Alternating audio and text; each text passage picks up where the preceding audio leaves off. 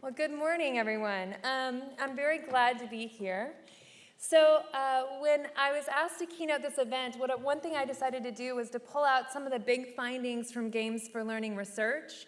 We've now been at this for over a decade.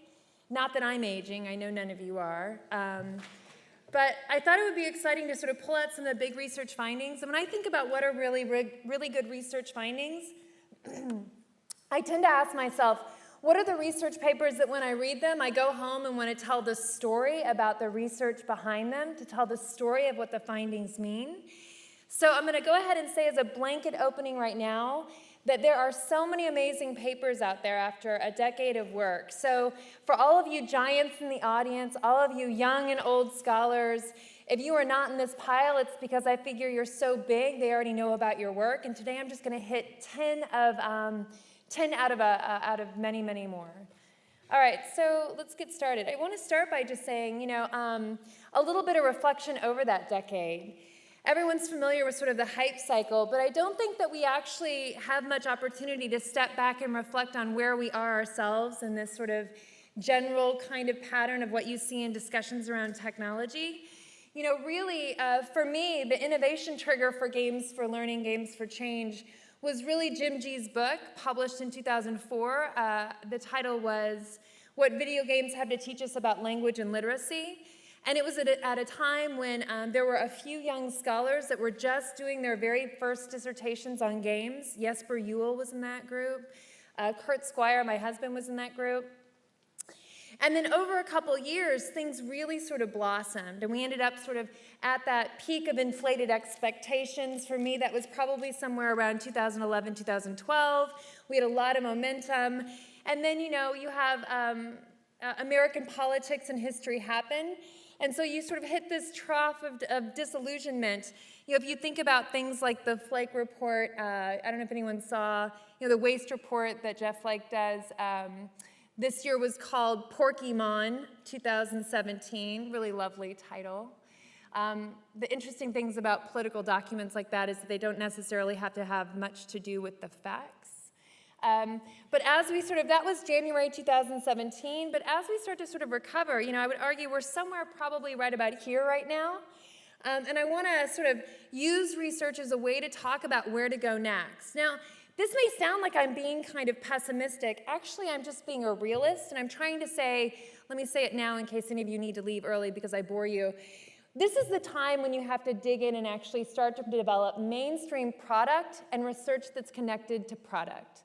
So the end message I want to tell you is one I'll go ahead and give you my big line away now, and that is that, market and research need to start coming together in better ways. That's where we're at now, and we're poised to do it, but it will be the work that we do together. It will not be done by some great other that steps in to save us. We will have to do that work ourselves. All right, so 10 studies. So let's start. So the first study is one by D'Angelo et al. This is one that was produced by SRI, my very first favorite study, because I have a lot of conversations with policymakers and with the public. And for the public, there is still this sort of fear and stereotype around games, and Games for Learning are sort of seen as something that you do in order to entertain children, not to actually educate them, but to reward them for other forms of education. But in fact, when SRI did a study commissioned by Glass Lab that was run by Jessica Lindell at the time, and they looked at data across, they were looking at specifically STEM fields, but what they ended up finding across studies, they had like almost 60 studies they looked at, was that when you compare traditional materials to digital games, you get a 23% gain over traditional materials for games. Now, 23% in a lab, okay, that's a number. But in a classroom, 23% on an assignment is more than 2 grades. So it's significant. Number 2, a study by Wouters et al. This was a meta-study. Those are my children. And my children game all the time, and I think I'm a really responsible mom. I took a page out of Susan Seigerman's book, who's a fabulous mentor to me, Susan Seigerman, who's involved with Games for Change very early, who said she regulated her children's screen times in terms of TV, but never in terms of games. And I was like, you are brilliant. I love this idea. So in Wouters' study, what they found was that, in fact, co-play, collaborative play, outperforms individual play. And that it outperforms it over 2 standard deviations, which is big, very big. And that holds not only for games that are intended to be played collaboratively, but it holds for games that are intended to be played as single-player games. So what you're seeing is that even when you have kids crowding around a screen of a single-player game and talking and doing the game together in some fashion, that in fact that is a much more powerful intervention than games by themselves and games played individually. In fact, another meta-analysis that shows up later in this shows that that even watching someone playing a game is educational, which is kind of mind-blowing, right? I mean, I'm old enough now to say that before Twitch, I would have said without a doubt that watching someone play a game was absolutely the most uninteresting thing I could possibly do, right? Somehow Twitch broke all of that and made it extremely interesting for a variety of reasons I won't go into. But before that, if I didn't have the controller in my hand, I was fighting to get it or walking away. But it turns out that actually that kind of avid viewing and co-playing now are they're sort of a typical way that kids socialize around games, but also a really powerful form of learning itself. Number 3, the main message here is marry content to game mechanics. So in a study by Hapgood and Ainsworth, they actually found that when they looked at, and this is going to seem like a no-brainer now, but in psychology and in learning, oftentimes, history could have proved itself very different. So in the very early stages of games, like back in the 80s, games were seen again as sort of this reward that you would do for the actual real work in a classroom or real work sort of educationally. But in fact, for the last 10, 15 years, we've been trying to build games where the content that's the target content that you want kids to learn are actually married to the mechanics, right? You don't do the content and then do a game as a reward. They're actually married and embedded. So to use, so the game verbs actually represent the main activities that you're trying to get kids to do. And it turns out that that design instinct is actually the correct one. So when you look at here, the authors are calling intrinsic games in which the game content is married to the mechanics. I mean, the educational content is married to the mechanics, right? Extrinsic is where the game content and the educational content are not married. They're sort of separated and paced. And the third one is a control condition. So if you look at the performance of intrinsic games, or games in which the content is married, they not only outperform on tests that go pre-test to post-test, but they also outperform in terms of delayed tests. See how that climbs? It's a really exciting graph. Is anyone else in here excited about graphs, or is this just me? These are my people, everyone. Hi, I'm excited about graphs too. This graph really excites me, so I like to bust this out frequently. Thank you. Exciting graphs. Number 4, a study by Sitzman. Now, in Sitzman's study, was actually looking not just at children, but adults. So the main focus of this meta-analysis was asking about games that could be used for adult workplace training. But as part of that work, they had this incredible sense to go ahead and do a meta-analysis of all of the literature, including children, as long as the outcomes would pertain to workforce or workplace skills, which turns out to be a huge swath of them, right? And what you end up finding was that one of the many hypotheses they put out and tested was whether or not games by themselves or games with additional educational material were more effective. And it turned out that, in fact, games plus paratext, games plus all the other stuff that goes with games, is actually the much more powerful intervention. And here the effect size D of 0.5, that's a nice moderate, a moderate to high effect size. If you look at, so 0.51 is games plus additional materials, games as part of an activity, and D minus 0.12, which is a negligible but negative effect size, is games all by themselves. Now, what this is exciting about, what excites me about this is that I've spent a long time studying players and studying all that creation, that sort of production community around games. So sort of, others call it like the little g and big G games, which I really can't stand that metaphor, but I used it anyway. Thanks.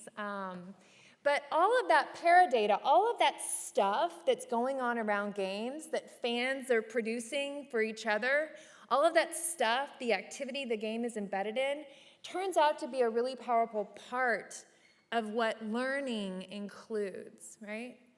Now, this sort of intuitively makes sense, right? That games, in fact, are part of a broader activity.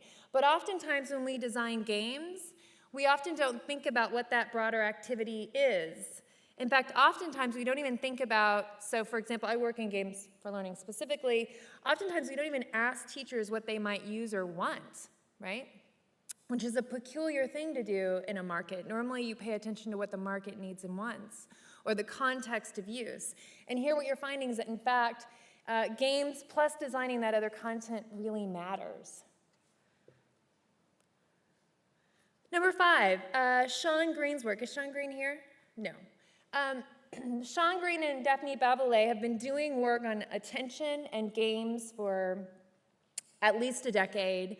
Sean started doing this work as an undergraduate and then now is tenured faculty at UW-Madison, where I used to be. I just want to say for all the scholars out there, doing published work as an undergraduate is not the norm, so lower the bar. Sean is just a really high performer. But he's been doing this work for quite some time, and as his work has developed, the upshot is that, in fact, games not only enhance attention in terms of space, objects, visual acuity, but more generally, it fits into a model where games are actually enhancing attentional control. Now, let me explain why this is so exciting. The capacity to be able to enhance attentional control is to say that games are actually training the executive system of attention. And what that means is that games have this capacity to actually teach people how to learn. So that this attentional control is actually about learning how to learn.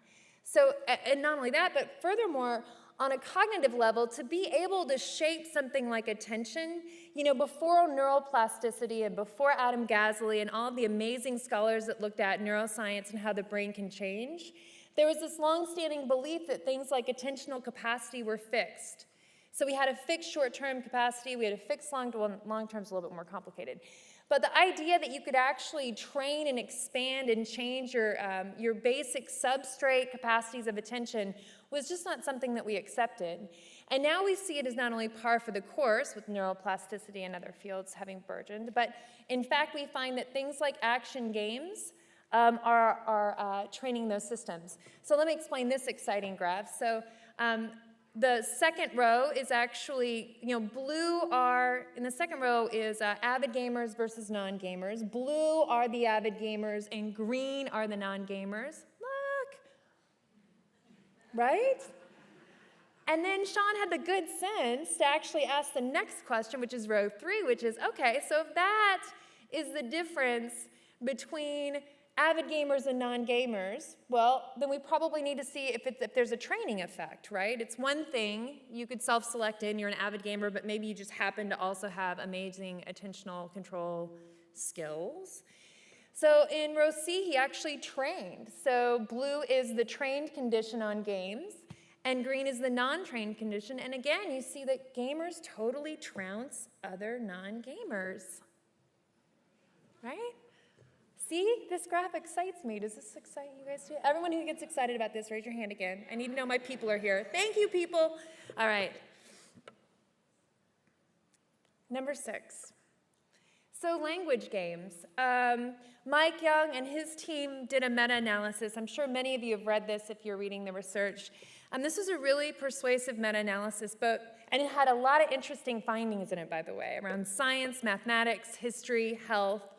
But here's one I really love, and it was about language learning. It turns out that across all of those domains, language gains were one of the biggest effect sizes that they found.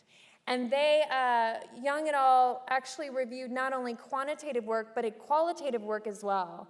And what they found was that even when the game was not intended to increase vocabulary or increase language, right? Even when it had no intention to do so, games actually improved language and literacy. That's pretty wild, right? Building on that, I had to throw in one of my own studies. Just so everyone knows, I actually do my own studies. Sometimes I wonder if I do my own studies.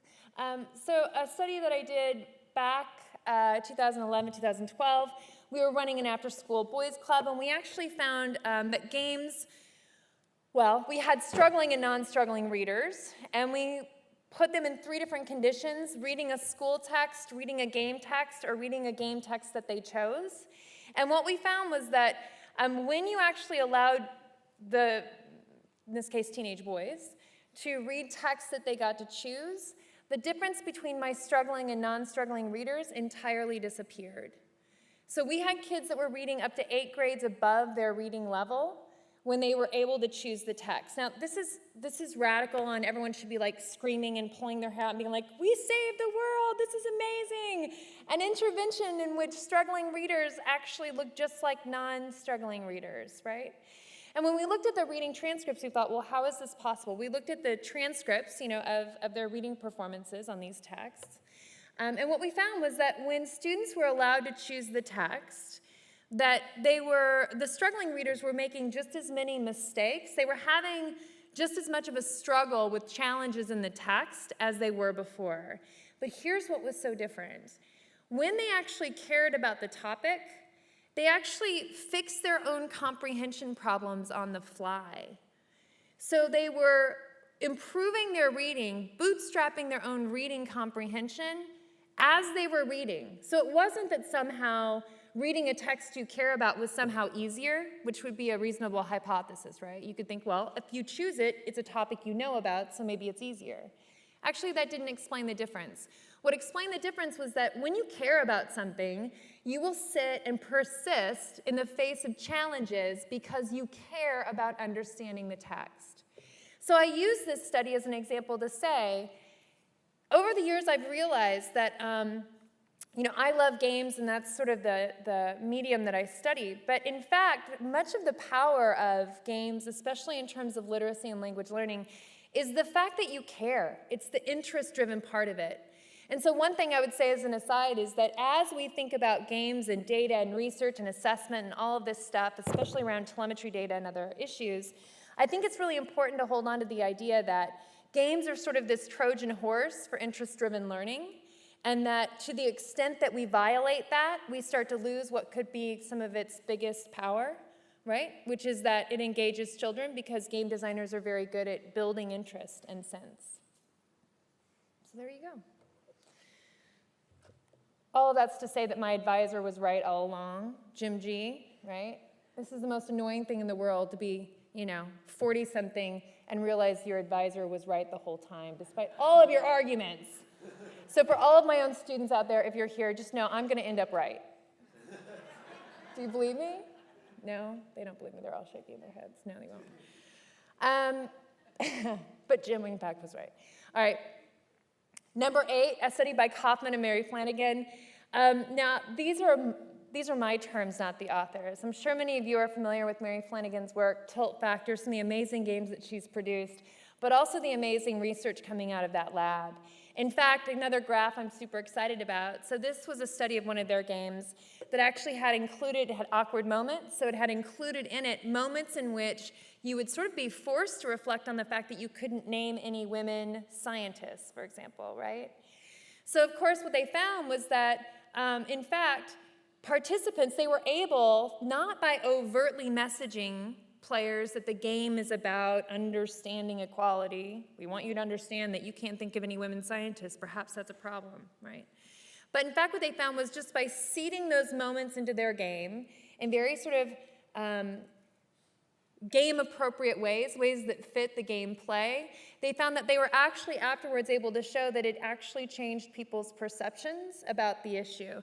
So in this case, what you're seeing is that this is folks after their gameplay that had an assertive response to bias as their top choice. So this is them saying, oh, actually, I'm not comfortable with bias statements. So the game is actually showing compared to condition that, in fact, they've changed minds without having to do it overtly. Now, I'm calling that disequilibrium because Piaget's work shows that one of the moments of cognitive shift and change, Piaget writes around children's development, fabulous theorist. If you don't know him, he's dead. We're all going to go there. It's all right. He's dead. I'm going there too. But Piaget writes about how, one of the dynamics is that when you get information that actually is not aligned with your conceptual model, that in fact you're forced with this, either you have to dismiss the evidence or you have to integrate it and shift your model in some fashion. And that in fact part of that is done through a basic cognitive act of constructing knowledge. So when you tell someone something is true, it doesn't stick or change their conceptual model. But when they discover it and actually have a moment to reflect on how the incoming data does not match their conception, you can change the world, right? So this is a really beautiful finding. I will say, too, that in this paper, they do a couple studies in a row, which is always nice and elegant. But they actually found that if you overdo it, and it's too overt and sort of preachy, that effect goes away and people resist and revolt the message. So isn't that beautiful? It's really interesting. It's to say that, when you actually concede games with moments of reflection that cause someone to sort of challenge their own preconceptions, it works. But don't be too heavy-handed with it or they'll balk and understand that you're messaging them, right? Which makes a lot of sense. Number 9. Kobas Mastevi's work. This is a recent study that just came out in a journal around social psychiatry and psychiatric epidemiology, two fields, the latter of which I did not even know existed, psychiatric epidemiology. And it's a study out of Europe that was done through the School Children's Mental Health in Europe project. This is a study of 6 to 11 years old, and the N size was over 3,000, which means it's a pretty powerful study. And this is a study in which basically what they looked at was they were already collecting data on mental health among youngsters 6 to 11. So they collected data on their game habits and just wanted to check to see, is gameplay in any way, or even heavy gameplay, 5 hours or more, is it in any way related to issues around, social problems or IQ problems, school problems? And in fact, they found the very opposite. And I'm pulling this one because it's a lovely little study. It's the most recent. But this sort of finding has been persistent in the literature. And what's so shocking is that I may not have to explain that to this crowd. This is sort of preaching to the choir. And yet every time I go and speak to policymakers, foundation funders, or the public, especially moms, I have to keep busting out research studies like this. So I'm not sure why we keep hanging on to these ideas, but even when you treat games like a single category, which we know they're not, but even if you do and just say games, like TV, right? Games, who cares what they're actually about?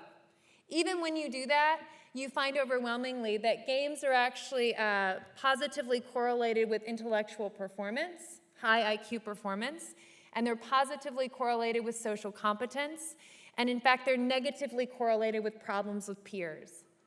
So lest we forget, against all of the rhetoric and all of the news headlines that seem very sort of seductive. We have a lot of social issues in the States, for example, and it's very seductive to think that games or some sort of medium that the children are doing is somehow a problem and the source of social ills.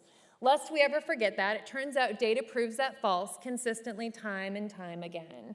And when something is false, when data don't back something up, but it's a cultural model we always hold, my own instinct is always to ask why, because typically when people hold models of something that aren't actually based in fact, it's usually because that model serves some form of purpose. And I have worked very intimately with, say, for example, national agencies and national organizations that have a lot of concern around games, including things like games and violence. And often what you find is that the problem of gun violence, the problem of poverty, the problem of children in unstable homes, it's much easier for us to simply use the political ruse of a digital intervention because then we could regulate it or whatever, when in fact the known issues are things around poverty, and other issues that are much less politically sexy, much harder to solve, and don't really get much of a headline. So I'm going to give you one more piece of ammunition. There's probably about, 12 other studies I could list right here. This is the latest one, and it's not from America, but again, showing that, in fact, when you look at games across the board, they are doing no such thing as harming harming the US or harming children.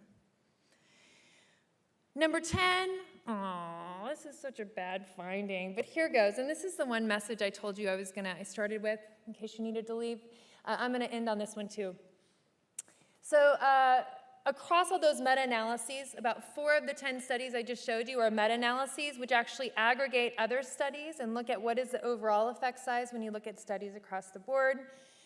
We did our own lit review recently. It was on language learning for Cambridge University, and we found the same thing that those other studies. So this claim is not novel. This is what you see consistently across a decade of research, that games on the market have almost no relationship with actual research, and research has almost no relationship with games on the market. So let me tell you a bit about this in the context of language acquisition, especially for youngsters, right?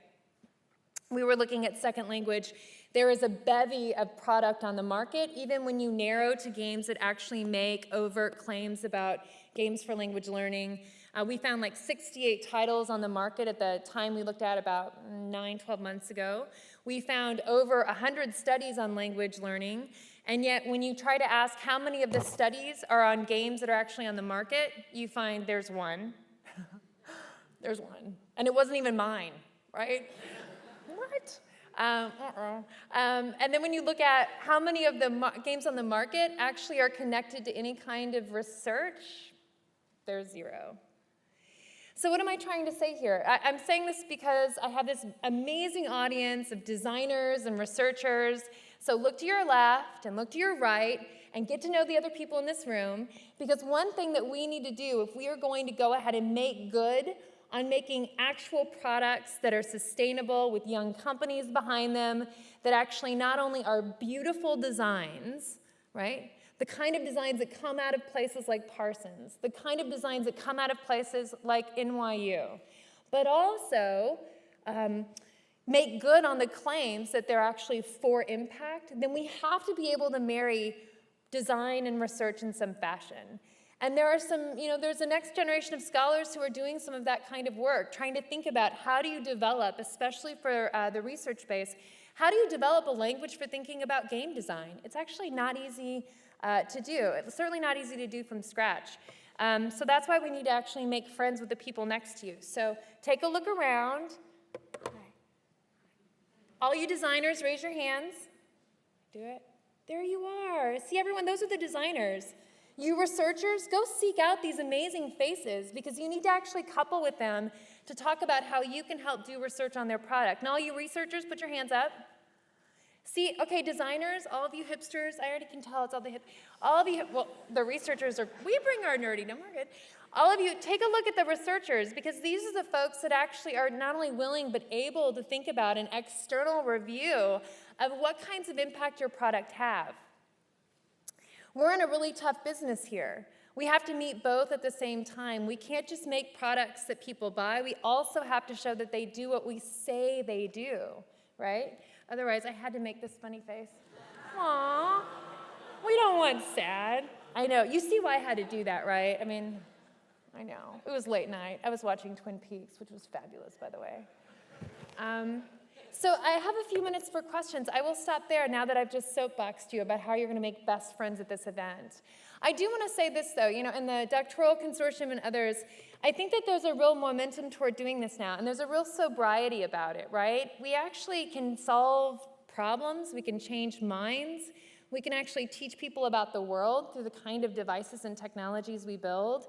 Games is this incredible impact space, right? It's so much more than TV with extra buttons. It's so much more than simply a space in which people tune out. It's also a space in which people tune in and re-engage.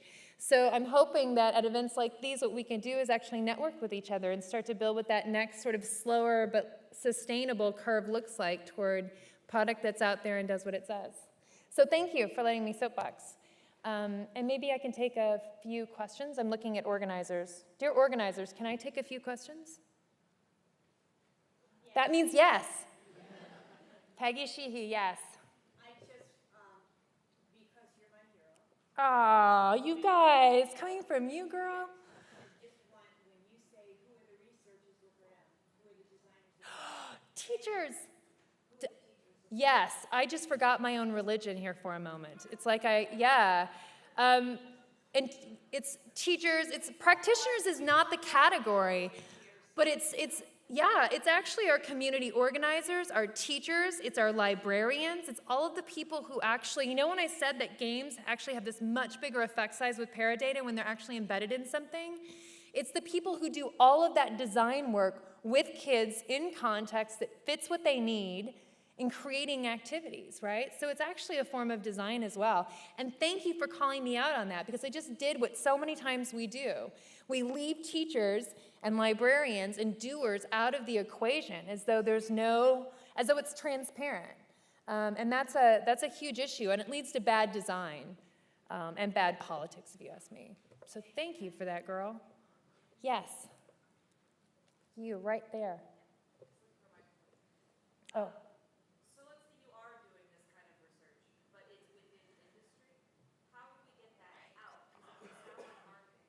Oh, God, what a good question. So did everyone hear? The question is, what if you're doing this kind of research, but you're not in academics and you're in industry? I mean, it's difficult, right? Because, all right, so I would love to say, industry shouldn't have this problem of a conflict of interest of doing your own research. Academics do it all the time, okay? So you get a grant, and most grants want you to build something, but most academics are interested in sort of the knowledge that you could build, the empirical questions you could ask. So here's the secret of academics, is that you get a grant in order, you say, I'm going to build something. Yeah, I'm going to build something. It's going to be great, right? But actually what you want to do is study what happens on that thing as a way to sort of generalize out knowledge of how people think, learn, feel, whatever it is you like, right? So academics have the same problem. They end up researching the very thing that they built. And not only that, but even in research, you have a problem in that your continued funding is contingent on whether or not it performs. And that's a huge sticky problem. Better partnerships, better external relationships. I don't think that it's going to go away, and I certainly wouldn't discourage you from doing research inside industry. But I think that having ways in which we can make sure that we don't land on the answers that are convenient or that we presume going in, and that applies not just to industry, that applies to all of us, right? So maybe it's through forms of collaboration, I'm not sure. But if anyone has solutions, share them with us now, because I think the majority of us are in that kind of situation, right? I was just told I need to wrap it up. So I'm wrapping up. So thank you for letting me be here. Have a fabulous event, and do me a favor and meet one person in a different silo. Thank you.